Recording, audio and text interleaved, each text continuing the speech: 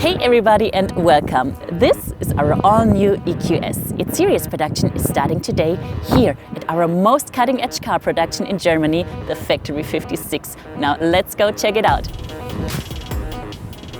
But before we dive in, I want to take you out. The entire production here at Factory 56 is carbon neutral.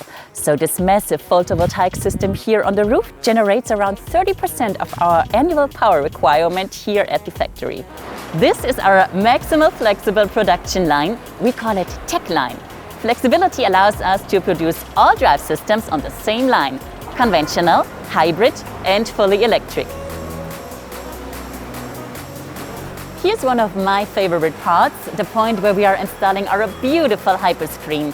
It's delivered by an automated guided vehicle and can be installed easily into the cockpit with this small joystick.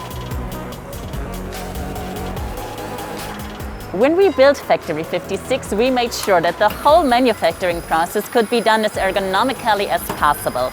That's why the cars are turned sideways when my colleagues are working on the underbody.